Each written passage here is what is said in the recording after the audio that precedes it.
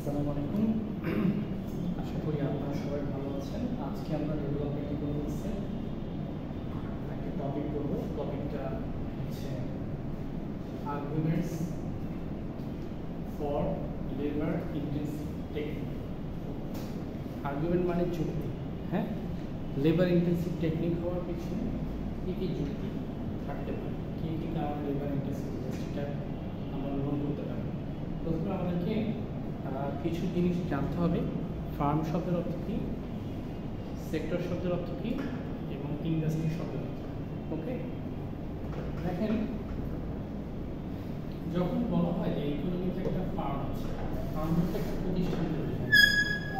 সেটা হতে পারে এক মালিকানা, সেটা হতে পারে পার্টনারশিপ, সেটা হতে পারে কোনো কর্পোরেট হাউস, কোম্পানি। এই সব কিছুই হচ্ছে এক একটা ফার্ম বা ইউনিট, যারা কোনো একটা পণ্যদ্রব্য বা সেবা সামগ্রী উৎপাদন করবে সমাজের জন্য। যখন একটা সমাজে কালেকশন অফ অথবা কম্বিনেশন অফ ফার্ম থাকবে, তখন সেটাকে আমরা বলবো সেক্টর। কালেকশন অফ ফার্মকে আমরা বলবো সেক্টর। যেমন আমরা এটাকে আরেকটা নামে বলতে পারি ইন্ডাস্ট্রি। যেমন কেউ যদি বলে বাংলাদেশে পোশাক শিল্পের অবস্থা ভালো, তার মানে সে একটি গার্মেন্টস বা একটি ফার্মকে নিয়ে বলছে না, বরং সে জানাচ্ছে বাংলাদেশের ওভারঅল গার্মেন্টস ইন্ডাস্ট্রিটা কেমন হচ্ছে।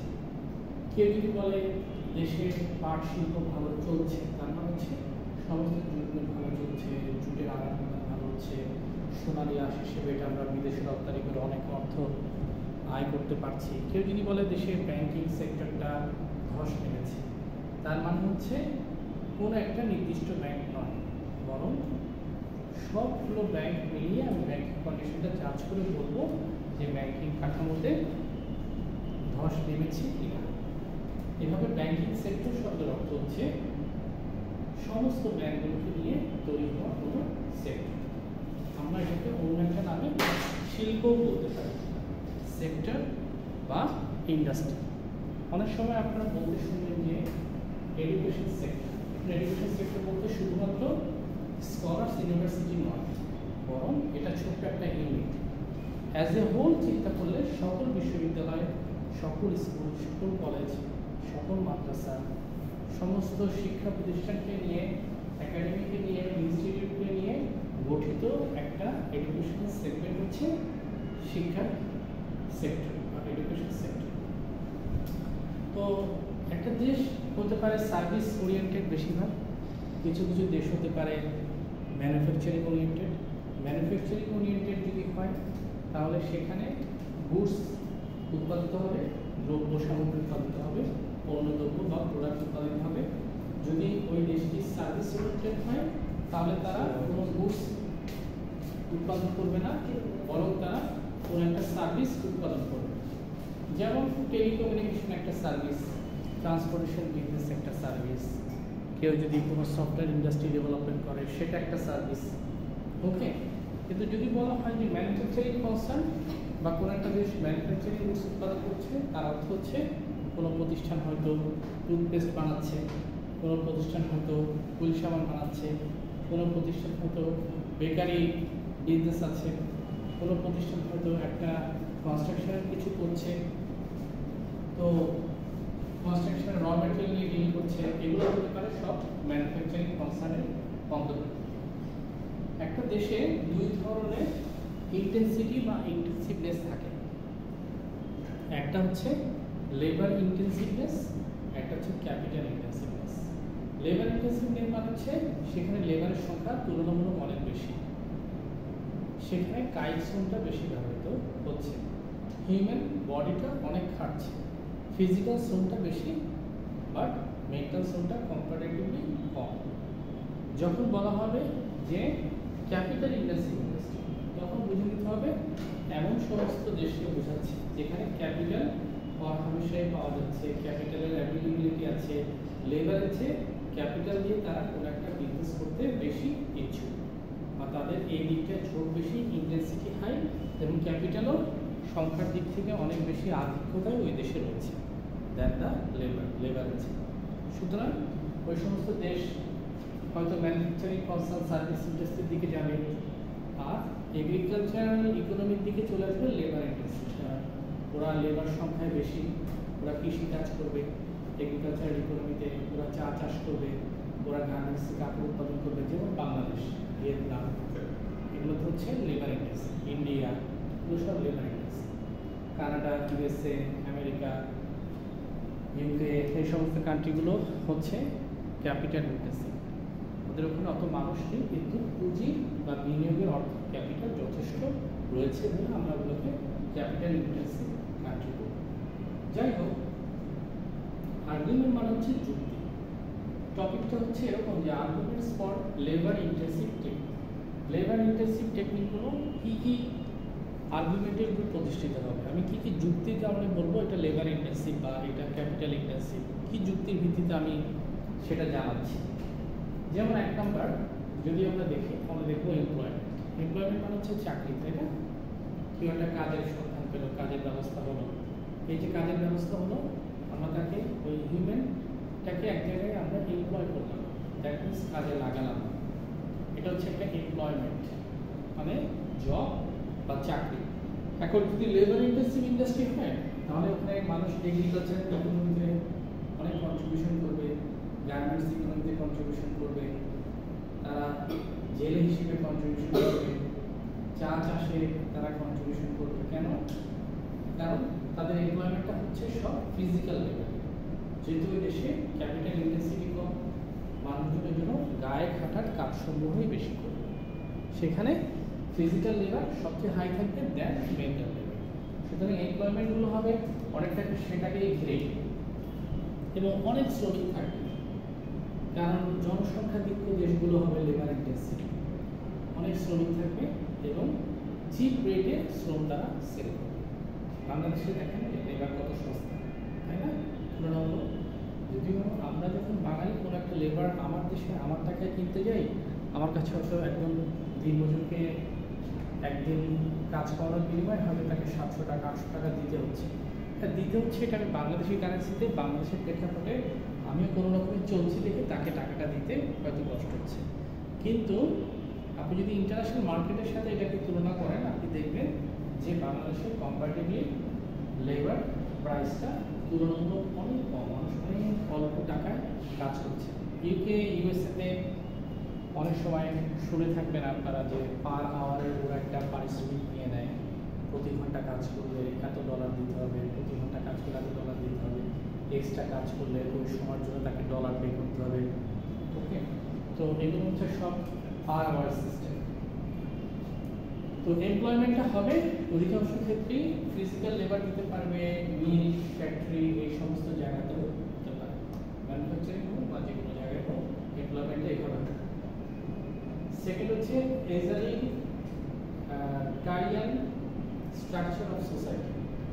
এই এগালি শব্দটার অর্থ হচ্ছে ফ্রেঞ্চ ভাষায় ইকুয়াল, তার মানে হচ্ছে ইকুয়ালিটারিয়ান স্ট্রাকচার অফ দ্য সোসাইটি, যেখানে প্রতিটা মানুষের যে বয়সী হোক না কেন, প্রতিটা মানুষের যে ধর্মই হোক না কেন, প্রতিটা মানুষের যে জেন্ডারই হোক না কেন, সে ছেলে হোক বা মেয়ে হোক, সে একটা সমান অধিকার পাবে, সমান নাগরিক অধিকার পাবে, কেউ কখনো বৈষম্যের শিকার হবে না, সমান চাকরি, সমান খাদ্য, সমান রিসোর্স অ্যালোকেশন, সমান দেশের সুযোগ সুবিধা, সব কিছুই একজন মানুষ পাবে। তাহলে এটা যে একটা সামনের কথা বলে, এই জন্য এটাকে বলা হচ্ছে ইকুয়ালিটারিয়ান নিজাম। তারপর হচ্ছে ইকুয়াল একটা অর্থনৈতিক দেশ, যেখানে সবাইকে সমান চোখে বিবেচনা করা হবে।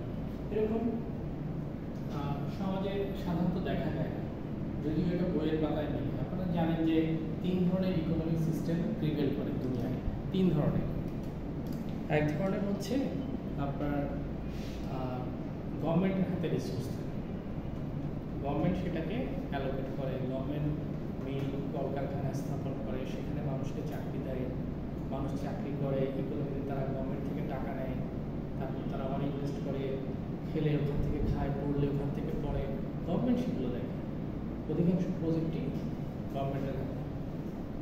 আর মার্কেট ইকোনমির মধ্যে দেখা হয় একটা দেশের চাহিদা এবং তার সাপ্লাই অনুসারে কীভাবে আপনার ডিলটা হচ্ছে, সেটার উপর বেসিস করে।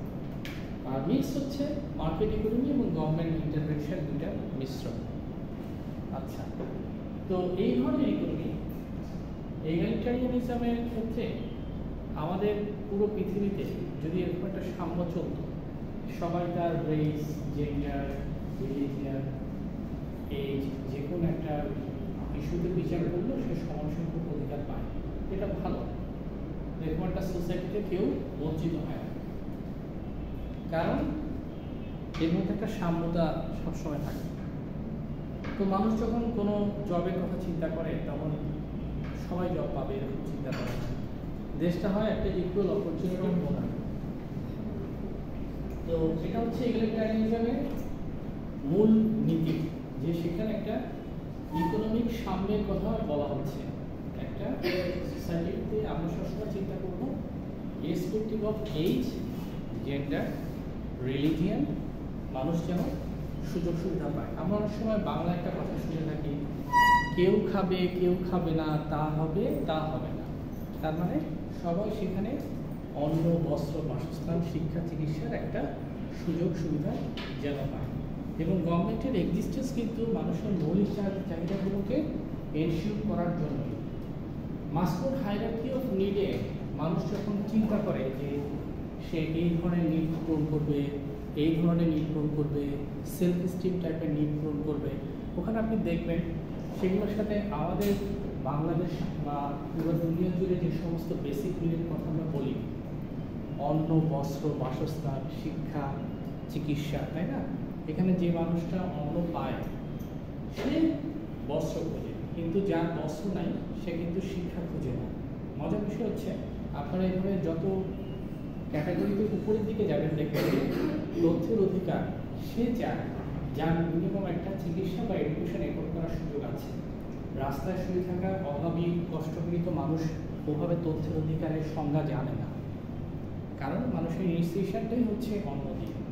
তো যে মানুষটা অন্ন পায় সে একটা বস্ত্র চায়, কিন্তু যার অন্ন নাই, পেটে ভাত নাই, যার একটা ফুড নাই, এক প্লেট ভাত যার কাছে একটা দিবা স্বপ্নের মতো, সকালে খেলে সে জানে না রাতে সে খেতে পাবে কি পাবে না, তাদের কাছে, সেই সমস্ত মানুষের কাছে বস্ত্রটা নিছক একটা চাওয়া।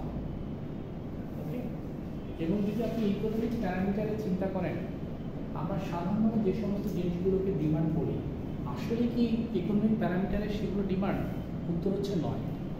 কারণ ইকোনমিক্স আমাদেরকে ডিমান্ডের সংজ্ঞা তিনটা প্যারামিটারে দেয়, তিনটা পরিমাপকে আমরা ডিমান্ডের সংজ্ঞা পাই, যেটা আপনারা মাইক্রো ইকোনমিক্সে বা বেসিক অর্থনীতিতে অলরেডি পড়েছেন। যেমন কোনো কিছু ডিমান্ড হতে গেলে সেটার পিছনে একটা পাওয়ার ইচ্ছা থাকতে হবে, সেটার পিছনে অর্থ খরচ করার ইচ্ছাও থাকতে হবে, তাই না? যদি এই এলিমেন্টগুলো না থাকে তাহলে সেটা ডিমান্ড হয় না।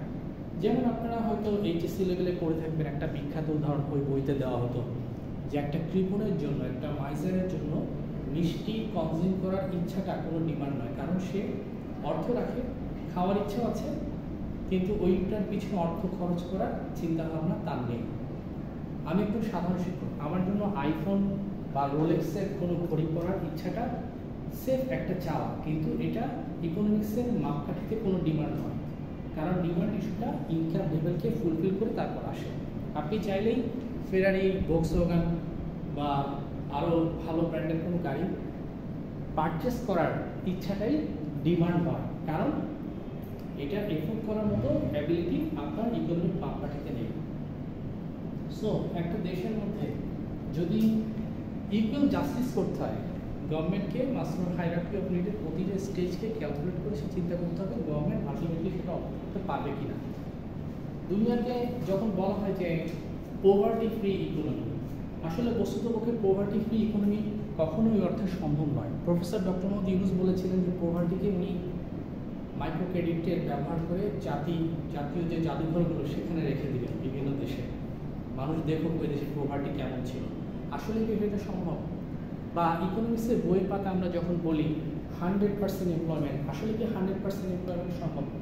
কেউ যদি বলে ফুল গ্লোবাল ইকোনমি, না, ইন্টারন্যাশনাল বিজনেসের ট্যারিফ, এক্সপোর্ট, ইম্পোর্ট, কোটা, বিভিন্ন ধরনের এমবার্গোর উপরে চিন্তা করলে 100% গ্লোবালাইজেশনও কেউ কখনো ফর্ম করতে পারবে না। এভাবে 100% এমপ্লয়মেন্টও সম্ভব না। 100% পভার্টি ফ্রি বা অন্য কোনো ধরনের প্যারামিটারে পভার্টিকে একদম এলিমিনেট করে দেওয়া সম্ভব না। তো কিছু জিনিস থাকে, যেমন আপনারা বিজনেসের মধ্যে পড়েন যে TQM, টোটাল কোয়ালিটি ম্যানেজমেন্ট, যদি প্রশ্ন ছুড়ে দেওয়া হয় 99.99%, এটা হলে কি কোনো জায়গায় TQM বা টোটাল কোয়ালিটি ম্যানেজমেন্ট বলা যায়? উত্তর হচ্ছে না, কারণ টোটাল কোয়ালিটি ম্যানেজমেন্টের একটা কনসেপ্ট হচ্ছে 100% ওখানে অ্যাকুরেসি থাকতে হবে। কিন্তু ওয়ার্ল্ডের সবচেয়ে বেস্ট মাল্টিনেশনাল কোম্পানিগুলো 6 সিগমার প্রবলেমে আক্রান্ত। এখন আপনারা প্রশ্ন করতে পারেন যে বিজনেস কনসেপ্টে 6 সিগমা কি? 6 সিগমা, 6 তো 6, আর সিগমা মানে হচ্ছে মিলিয়ন। 6 মিলিয়ন মানে 60 লক্ষ প্রোডাক্ট কেউ যদি প্রডিউস করে, তাহলে সেখানে ভুল প্রোডাক্টের সংখ্যা হচ্ছে শুধুমাত্র একটি। এই যে কনসেপ্টটা শুনলেন, এটা হচ্ছে 6 সিগমা কনসেপ্ট। যেমন ওষুধ শিল্পে আমি অনেক ওষুধ উৎপাদন করলাম, পরের ভিতরে সেটা মেশিনে অটোমেশনের মাধ্যমে উৎপাদিত হচ্ছে। 60 লক্ষ ওষুধ সুন্দর করে এক একটা পাতায় 10টা করে সেট হয়ে গেল, শুধু একটা ডিফেক্ট পেলেন। এই যে একটা ডিফেক্ট ওষুধ পেলেন, this is the example of 6 sigma. সুতরাং অটোমেশন ইন্ডাস্ট্রি বা বর্তমান AI এর টুলস ব্যবহার করে যদি রিভিউ প্রোডাকশন করতে যান, ইনগ্রিডিয়েন্টের এদিক সেদিকে সাপ্লাই চেইন বা অপারেশন ম্যানেজমেন্ট আপনাকে 100% TQM কখনোই ইউটিল করে দিবে না, কারণ সেখানে 6 সিগমা সবসময় একটা অ্যাঙ্গেলে থাকবে। যাই হোক, এর পরবর্তী পয়েন্ট হচ্ছে ল্যাটেন্ট রিসোর্স, সুপ্ত। এমন কিছু রিসোর্স থাকবে যেগুলো গভর্নমেন্ট জানবে কিন্তু গভর্নমেন্ট সেগুলোকে উত্তোলন করবে না। এমন কিছু রিসোর্স থাকবে গভর্নমেন্ট জানবে কিন্তু গভর্নমেন্ট সেটাকে উত্তোলন করতে অন্য একটা দেশের সহায়তা নেবে। যেমন আমাদের দেশে গ্যাসের ক্ষেত্রে আমাদের প্রিভিয়াস প্রধানমন্ত্রী দ্বয় খালেদা জিয়া এবং শেখ হাসিনার হস্তক্ষেপে আমরা গ্যাসকে নাইকোকে ইনভাইট করে বাংলাদেশে নিয়ে এসেছিলাম, যাদের একটা গ্যাসের নির্দিষ্ট চাহিদা ছিল। তারা আমাদের গ্যাস উত্তোলন করে দেওয়ার পর বাকি কিছু অংশ তাদের দেশে নিয়ে যাওয়ার চুক্তিতে আমাদেরকে গ্যাস উত্তোলনের কথা বলে। তার মানে এখানে অটোমেটিকভাবে কন্ট্রাকচুয়ালি পলিসিতে একটা দেশের রিসোর্সের উপর অন্য একটা দেশের কিন্তু কাজের অধিকার এবং সেই রিসোর্স প্রাপ্তির অধিকার হিসাব তৈরি হয়ে যায়। কিছু দেশ থাকে যারা রিসোর্স জানা সত্ত্বেও সেটাকে উত্তোলন করে না due to the sustainability. Sustainability কনসেপ্টে বলা হয় triple bottom line. Triple bottom line উল্লেখ হচ্ছে 3টা PM, যেখানে মানুষ চিন্তা করে প্ল্যানেটের, যেখানে মানুষ চিন্তা করে পিপলের, যেখানে মানুষ চিন্তা করে প্রফিটের। একটা মানুষ প্রফিট করলো কিন্তু সে প্ল্যানেটের কথা ভাবলো না, সব রিসোর্সকে সে নিঃশেষ করে দিল, ফিউচার জেনারেশনের জন্য সে কোনো রিসোর্স রাখেনি, ওই দেশ কখনো গুড ডিসিশন টেকার কোনো দেশ নয়। সুতরাং world wide phenomena, climate change এবং এনভায়রনমেন্টাল ডিজাস্টারকে যদি কেউ ফেস করতে চায়, তাহলে সাস্টেনেবিলিটি TPP কনসেপ্টে তাকে বিশ্বাসী হতে হবে এবং TPP বা বটম লাইন এই কনসেপ্টে তাকে কাজ করতে হবে, প্ল্যানেট যাতে কোনো অবস্থাতে ক্ষতিগ্রস্ত না হয়। একটা রিসোর্স পেলেই আপনি সেটা উত্তোলন করবেন না, কারণ সেটার পিছনে ব্যয় আছে।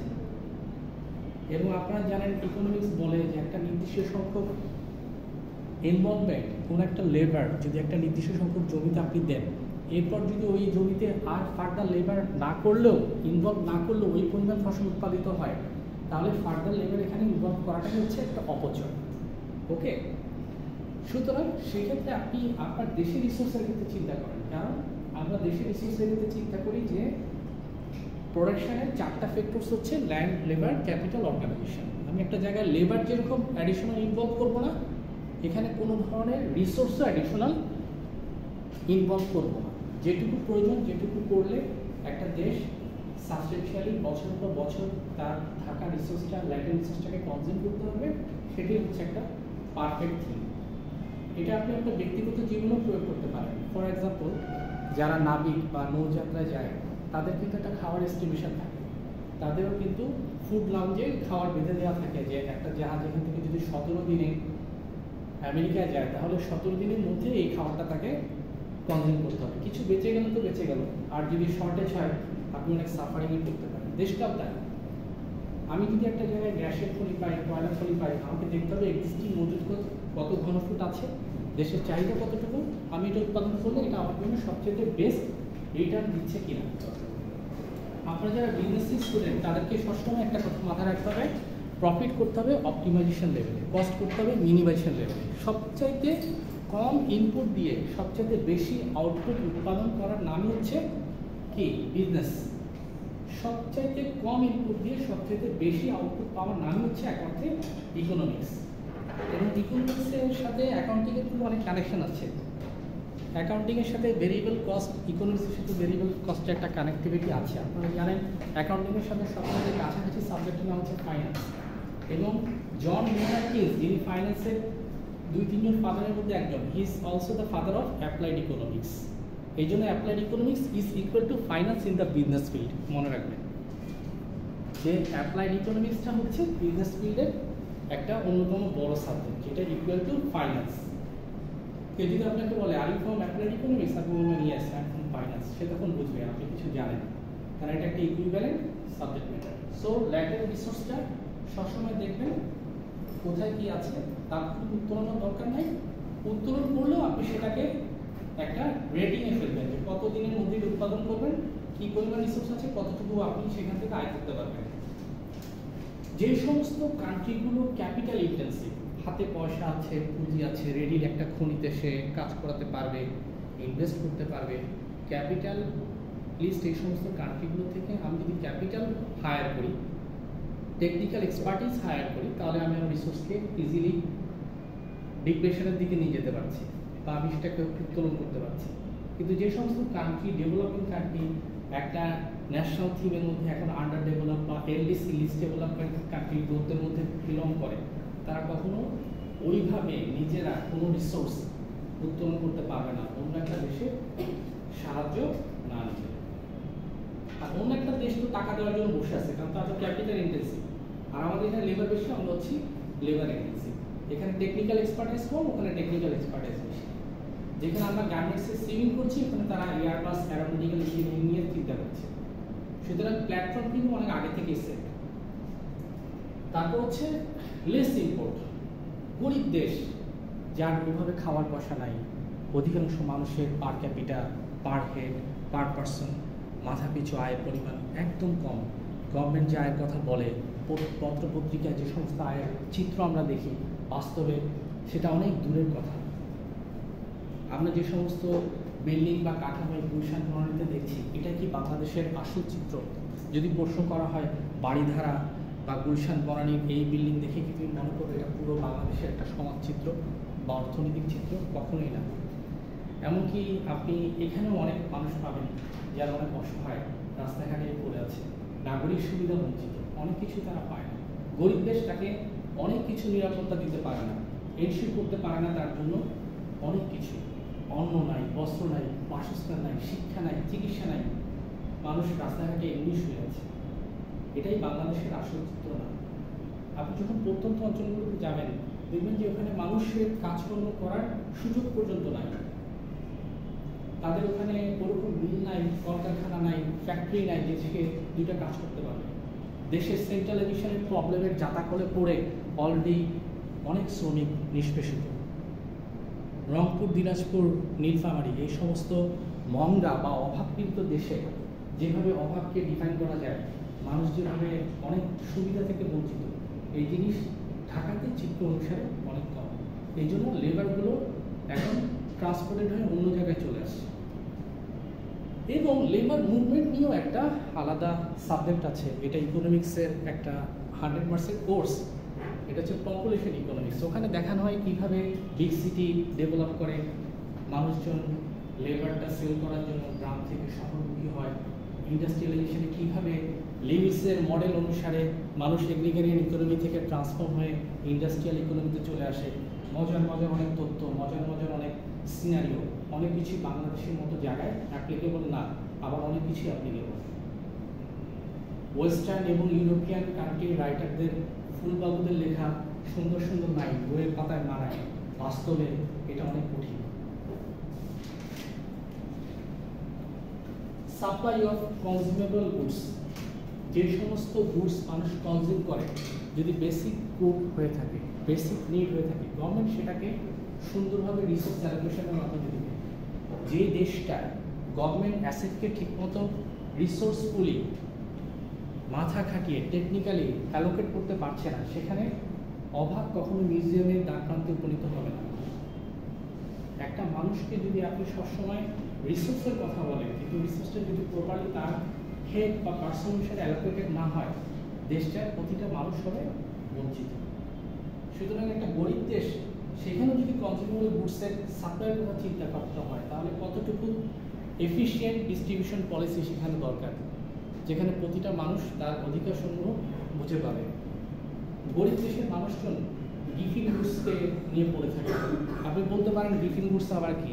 ইকোনমিক্সে গিফিং গুডস হচ্ছে নিকৃষ্ট দ্রব্যের কাছাকাছি বা অনেকটা নিকৃষ্ট দ্রব্যের মতোই আপনি ধরে নিতে পারেন। আমরা হয়তো চাল খাচ্ছি 60 টাকা 70 টাকা, কিন্তু অনেক মানুষ যাদের কাছে মোটা চালটা একটা স্বপ্ন, মোটা চালের ভাত খেয়ে সে বড় হয়েছে, ভাতের সাথে তরকারিও নাই, সে হয়তো পানি ভাত বা পাতা ভাত দিয়ে সকালটা চালিয়ে দিচ্ছে। এটা তার কাছে একটা কনজিউমেবল গুডস।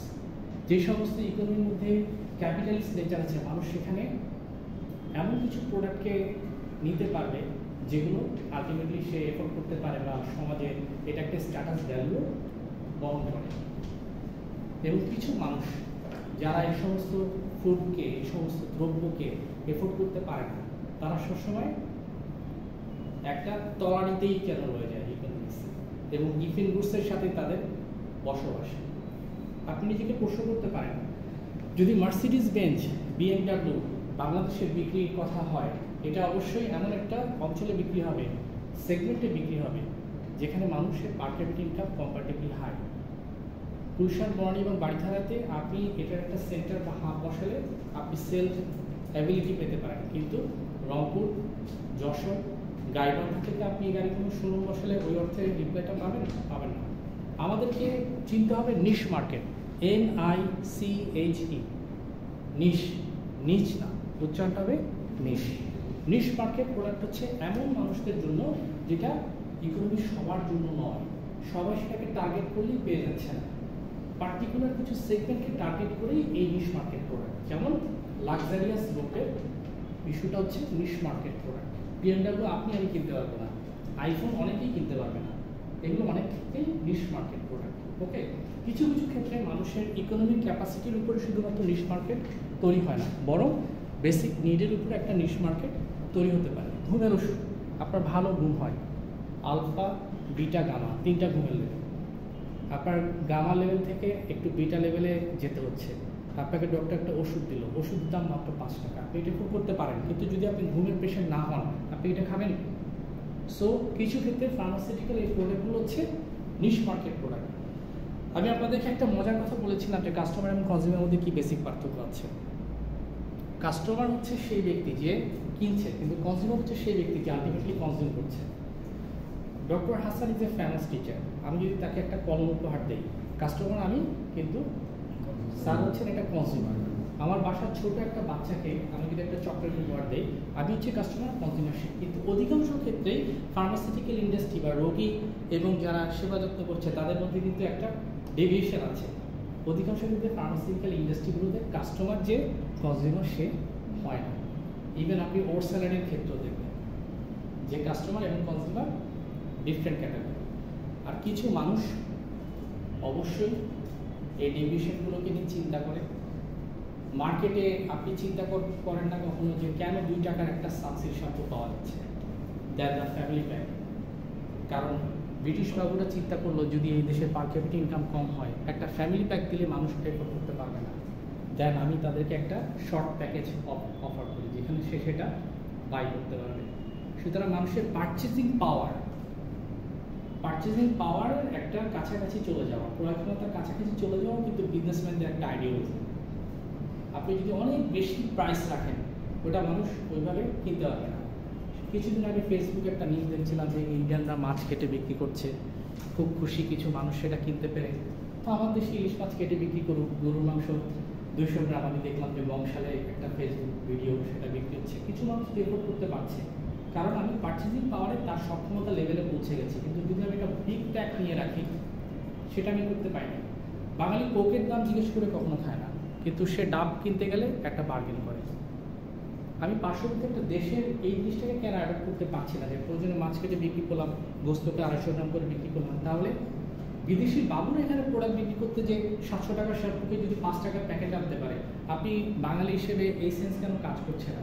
চাপমার জনসংখ্যার জন্য কিছু প্যাকিং করে প্রোডাক্টটা একটা রিজনেবল রেটের দিকে নিয়ে আসে। ওয়ার্ল্ড চলছে এখন কনজিউমার বাস্কেট অ্যানালাইসিস দিয়ে, সিপিআই।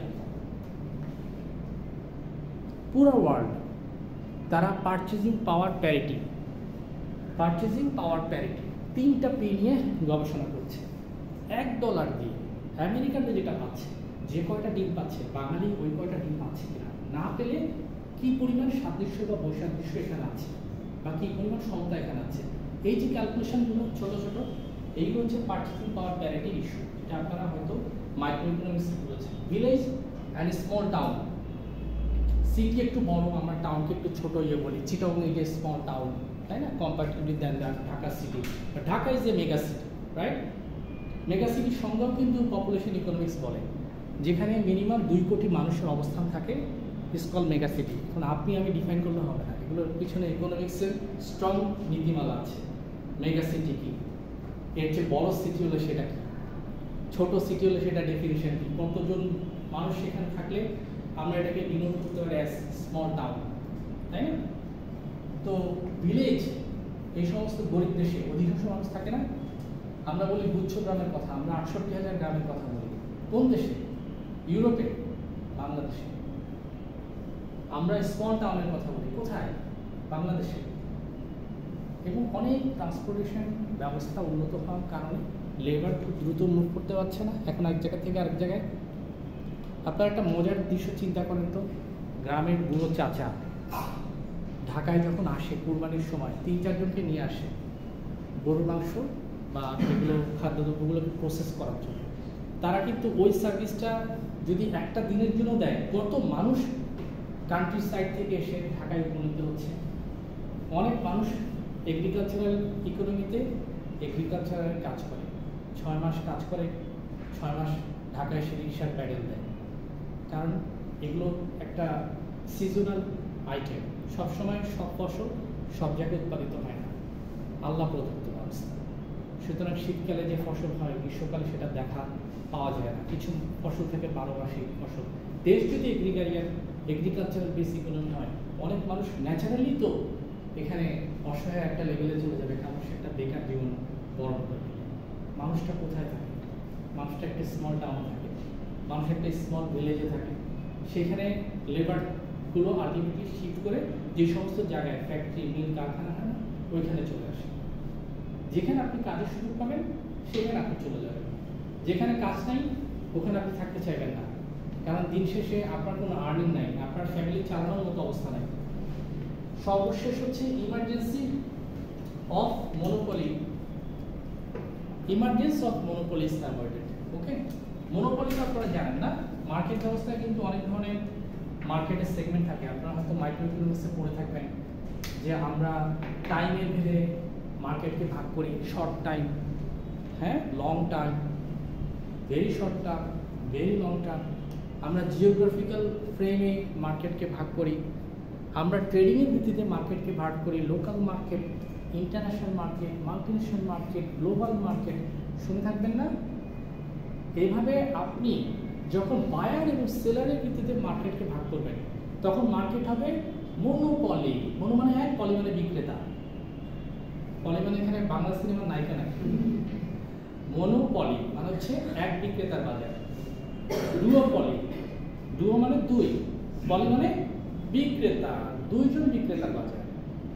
একজন বিক্রেতা, অনেক ক্রেতা, সে খুব পাওয়ারফুল, সে এখন চায় না কম দাম বিক্রি করতে, আপনি তার কাছ থেকে পাচ্ছেন না, কিনলে কিনো, না কিনলে চলে যাও। ডুওপলি, 2 বিক্রেতার বাজার, সেও কম্পারেটিভলি পাওয়ারফুল। তারপর অলিগোপলি। অলিগো মানে মুষ্টিমেয়, হ্যান্ডফুল, এই যে কিছু মার্বেল হাতে নিয়ে নিলাম একটা মুষ্টির মধ্যে, this is called oligo. Oligopoly মানে হচ্ছে মুষ্টিমেয় বিক্রেতার বাজার, যেখানে অনেক ক্রেতা, মুষ্টিমেয় বিক্রেতা। যখন আপনি, আচ্ছা আরেক ধরনের মার্কেট আছে, এত গভীরে যাওয়ার দরকার নেই, তবু শুনে রাখেন, বাইলেটারাল। বাই মানে কি? 2। বাইসাইকেল মানে কি? 2 চক্রযান। ট্রাইসাইকেল মানে 3 চক্রযান, রিক্সার বাংলা, তাই না? তার এখানে 2টা পক্ষ, একটা হচ্ছে বায়ার এবং সেলার। একটাই বায়ার, একটাই সেলার। আরও অনেক ধরনের মার্কেট ক্লাসিফিকেশন ইকোনমিক্সে আছে, কিন্তু একটা কথা মনে রাখবেন, যেখানে মার্কেটে শুধুমাত্র একজন প্লেয়ার, সেখানে আপনি অনেকটা জিম্মি। যেখানে প্লেয়ারের সংখ্যা বাড়বে সেখানে আপনার বায়ার হিসেবে বার্গেনিং ক্যাপাসিটিটা বাড়বে। আপনি এমন একটা জায়গায় যে উপনীত হলেন যেখানে বোর্ড মাত্র একটা, এখনই নদীটা পাড়ি দিয়ে পরীক্ষা দিতে যেতে হবে, কিন্তু অনেক শিক্ষার্থী, তখন আলটিমেটলি প্রাইসটা হাই হয়ে যাবে। বোর্ড পারাপার তখন আর 10 টাকায় হবে না, 20 টাকা 30 টাকা হবে। আর সে যদি একচ্ছত্র বাণিজ্য করতে চায় সেটাও তার হাতে। এই জন্য এই ধরনের মার্কেটগুলো অনেক নেগেটিভ এফেক্ট আছে। আমাদের দেশে যখন সিটিসেল প্রথম আসছিল, মানুষ লক্ষ টাকা অফার করে স্ট্যাটাস ভ্যালু মেনটেন করার জন্য সমস্ত সেট কিনেছে, যেটা দিয়ে কথা বলতে ছাদে উঠতে হতো, গাছের মগডালে উঠতে হতো। মানুষ কিনেছে due to the status value. এবং ইকোনমিক্সে এগুলো কিন্তু সুন্দর কথা। ইকোনমিক্স বলে যে কিছু মানুষ স্ট্যাটাস গুডস এগুলো করতে চায় সামাজিক স্ট্যাটাস বা প্রতিপত্তিগুলো শো অফ করার জন্য। এগুলো অনেক মজার বিষয়। এগুলো ওয়েলফেয়ার ইকোনমিক্স আবার ডেভেলপমেন্ট ইকোনমিক্স এগুলো কিন্তু আবার বই থেকে কথা বলে না, বরং কীভাবে পভার্টি থেকে বেরিয়ে এসে সাম্যতা থাকবে, এগুলো হচ্ছে ডেভেলপমেন্ট ইকোনমিক্সের আসল বিষয়। যাক, এটা আমি যেটা বলতে চাচ্ছিলাম, যখন ফোন কোম্পানির মধ্যে বাংলালিংক, রবি, এয়ারটেল তখন ছিল ওয়ারি দেশে যোগ দিল, তখন ফোনের 7 টাকা মিনিট কম্পারেটিভলি কমে গেল। এখন 7 টাকা মিনিট দিলে কেউ কথা বলবে না। তখন ছিল 7 দিন 21 দিনের প্যাক, এখন আপনি অনেক দিন প্যাক পাচ্ছেন। একটা রিচার্জ করলে হয়তো 5-6 মাস আপনি পাচ্ছেন, এখন 2 টাকা মিনিটে কথা বলতে পাচ্ছেন, মাই টাইম পাচ্ছেন। It's happening due to the, সুন্দর একটা টার্ম শিখে রাখেন, মার্কেট স্যাচুরেশন। সাংঘাতিক টার্ম। এখন মার্কেট ভর্তি, এখন আমার কাছে অনেক সেলার। তুমি যদি আমার কাছে 5 টাকা নাও, আমি তোমার সিম আজকেই ডিঅ্যাক্টিভ করে দেবো। সুতরাং আমার কাছে 2 টাকায় সার্ভিস সেল করতে হবে। মার্কেট স্যাচুরেশন, মার্কেট পূর্ণ হয়ে গেছে, এখানে নতুন কোনো কম্পিটিটরও ঢুকতে পারবে না। পোর্টার নামে একজন ব্যক্তি ছিল, সে বলছিল যে 5 ফোর্সেস মডেল। যাক, এটিকে আমি যাচ্ছি না, তবে একটা ছোট্ট থিম আপনাদেরকে দিয়ে রাখি। পোর্টার্স 5 ফোর্সেস মডেল হচ্ছে স্ট্র্যাটেজিক ম্যানেজমেন্ট ইন্টারন্যাশনাল বিজনেসের একটা সাবজেক্ট ইস্যু, যেখানে কম্পিটিটরকে দেখানো হয়, এন্ট্রি ব্যারিয়ার, এক্সিট ব্যারিয়ারের কথা বলা হয়। ওরা বলে যে তুমি কিছু কিছু মার্কেটে সহজে এন্ট্রি নিলেও সহজে এক্সিট করতে পারবে না। উত্তর হচ্ছে ব্যাংক। 5 বছরের জন্য ডিপোজিট করেন, অনেক কন্ট্রাকচুয়াল অ্যাক্টিভিটি করলেন, রেডিলি আপনি কাস্টমারের টাকা নিয়ে অন্য জায়গায় ইনভেস্ট করতে পারছেন। একটা প্রপোর্শন আপনাকে রিজার্ভ রাখতে হচ্ছে, ক্যাপিটাল রিজার্ভ, ক্যাশ রিজার্ভ। বা ব্যাংকিং ইন্ডাস্ট্রি রাতারাতি বন্ধ করে চলে যেতে পারছেন না। অব্যবসায়িক প্রতিষ্ঠানে কিন্তু সুন্দর একটা উদাহরণ হতে পারে ইউনিভার্সিটি। আপনাকে দ্বিতীয় তৃতীয় সেমিস্টারে বললাম যে ইউনিভার্সিটি ক্লোজ হচ্ছে, হবে আপনাকে 8ম সেমিস্টারের মধ্যে পড়িয়ে একটা সার্টিফিকেশন আনলে আমাকে বিদায় দিতে হবে। Business is like that. আমি আমার বাংলালিংক সিমটা যখন সিমের দাম কিছু কমতে শুরু করে 2004 সালে এটা কিনি, আজ থেকে 20 বছর আগে একটাই এই নাম্বারটা আমি ব্যবহার করি 20 বছর ধরে। আপনাদের অনেকের বয়স 20 নয়, ওকে, 20 বছর এখনও অনেকের মনে হয় নাই বা হয়েছে, জাস্ট 20 বছর। তো ওই সময় কেনা সিম একটা আইডেন্টিটির মতো না। আমার কাছে ডক্টর হাসানের একটা সিম, একটা ডক্টর হাসানের অনেকটা, কারণ আমি জানি এই সিমটা হচ্ছে তাকে রিপ্রেজেন্টকারী একটা সিম, যেখানে একটা ফোন করলে একজন মানুষ ধরে বলবে হ্যালো হোয়াট হ্যাপেনিং, তাই না? তখন আমি তাকে একটা ইলাস্ট্রেশন দিব। এটা একটা ফ্যামিলি মেম্বারের মতো। চাইলে তো ফোন কোম্পানি রেডিলি আমাকে ইয়ে করে অন্য কোনো ইয়েতে চলে দিতে পারে না, কারণ এখানে এক্সিট ব্যারিয়ার আছে। আর ব্যাংকের ক্ষেত্রে হিউজ ইনভেস্টমেন্ট থাকে, মানুষের রেডিলি যেতে পারে না।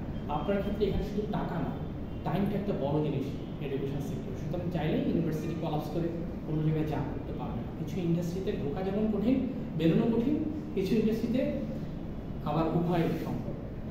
ওকে, উভয় দিকেই ভাইস ভার্সা। আমি যেটা বোঝাতে চাইলাম arguments for labour intensive technique, এর পরবর্তীতে আমি আরেকদিন যখন আসবো তখন আর্গুমেন্টস ফর ক্যাপিটাল ইন্টেন্সিভ টেকনিকটা আপনাদেরকে পড়াবো। আপনারা ওই ক্লাসে উপস্থিত থাকবেন, নাহলে ইউটিউব ভিডিওটা দেখবেন, তাহলে দেখবেন যে পাশাপাশি ম্যাচ করলে বুঝতে পারবেন।